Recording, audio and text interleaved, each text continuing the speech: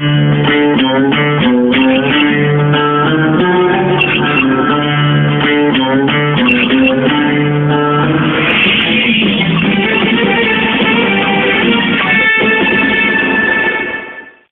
kasih, selamat kembali di acara kita Wisata Hati Antv.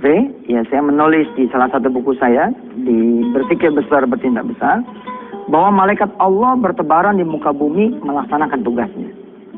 Ya, kalau bahasa Quran tuh, ya, bi alfin minal malaikati murdifin, atau musawimin, atau munzilin. Allah kemudian benar-benar menurunkan, menggerakkan malaikat-malaikatnya buat kita, kalau kita mau berselawat kepada Rasulullah SAW. Inna Allah wa malaikatahu yusalluna 'alan nabi. Ya ayyuhalladzina amanu shallu 'alaihi wa sallimu taslima. Baik, kita bahas ya ayat yang kemarin. Masih ingat pemirsa ya? Kalau kita ketemu kasus Al-Baqarah 155, lalu kemudian menjalankan Al-Baqarah 156, tentang apa tuh Ustadz? Berarti baru nonton sekarang tuh, baru belajar sekarang. Ya, ini kita bahas kemarin nih. Lalu saudara kemudian melaksanakan yang Al-Baqarah 156-nya, maka yang bunyi ini. Allah akan memberikan petunjuk buat kita, dukungan buat kita, support buat kita. Ya. Kemudian menurunkan rahmat, akhirnya menurunkan petunjuk buat kita. Kesusahan manusia ini ada dua. Ada ujian, ada azab. Kapan disebut ujian? Kalau tidak ada dosa besar yang menyentuhnya. Kapan disebut azab? Kalau kemudian ada dosa besar. Dosa besar apa saja Ustaz? Ada 10 kira-kira yang paling besar. Menyekutukan Allah, the big five-nya nih. 5 besarnya adalah menyekutukan Allah, meninggalkan sholat, durhaka sama orang tua, berzina, harta haram. Ini kira-kira the big five-nya lah. Menyekutukan Allah, meninggalkan sholat, durhaka sama orang tua, zina, makan harta haram. 5-nya lagi apa Ustaz? Minum atau mabok-mabokan, ya, mutusin silaturahim. Kemudian di urutan ke-10 nanti ada ghibah, ya. Ada ghibah di sini.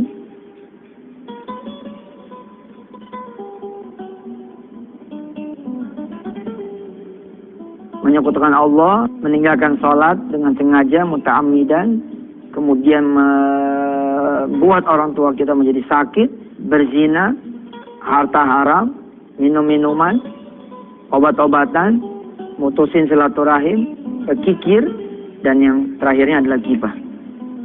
Ghibah ini saya taruh di urutan yang ke-10 pemirsa. Jadi ada buku saya yang judulnya Ujian atau Azab.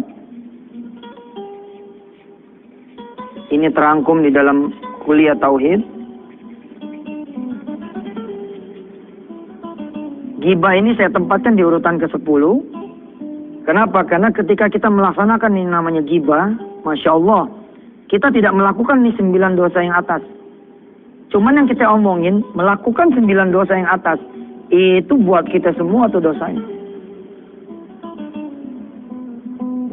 Makanya jangan anggap enteng tuh yang begini-gini. Situ pikir cuman ngomongin orang selesai kan. Ternyata yang situ omongin adalah pezina, pemabok, pendurhaka sama orang tua. Pahala ente lari kepada dia, dosa dia lari kepada ente, itulah ghibah. Nah, mereka-mereka yang kena azab adalah yang menyentuh ini. Kalau tidak menyentuh ini, insya Allah ini hanya ujian biasa. Ini yang dimaksud dengan ayat 155, 156, dan 157. Kemarin saya janji sama saudara untuk memberikan contoh konkret. Baik, saya akan berikan.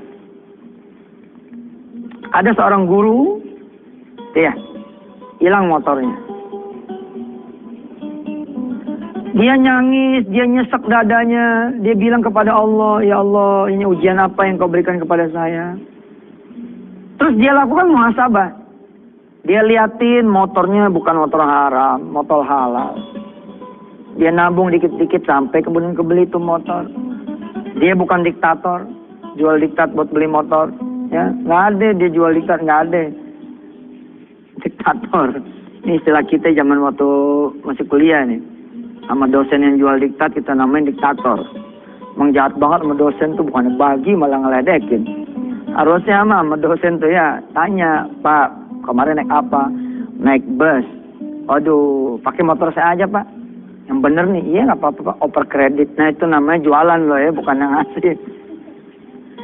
Ya, si guru ini meneliti begitu. Ternyata nggak ada yang membuat dia masuk kategori azab. Ya sudah, selalu aja. Ini namanya ujian.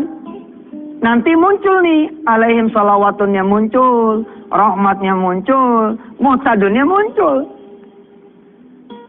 Biasanya orang yang kalau ujiannya kelar, naik kelas, jadi begini pemirsa. Motornya tadi tuh tahun 2000, jalan 2-3 bulan, motornya jadi 2006. Itu dia namanya ujian. Toko kebakar 1, tapi habis kebakar jadi 3. Subhanallah ya. Istri cerai, tadinya 1 kan? Cerai nih. Jadi berapa itu?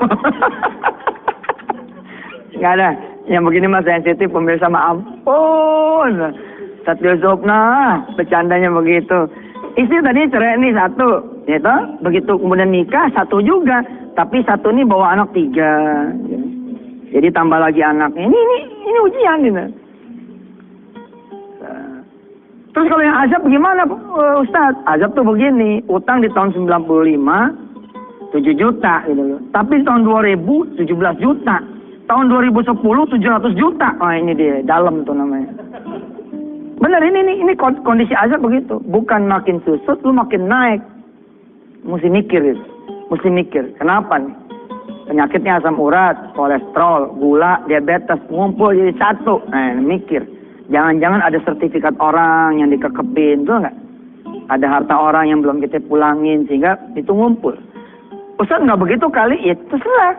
Kan yang bisa kemudian meneliti, ya diri saudara lah yang jujur lah.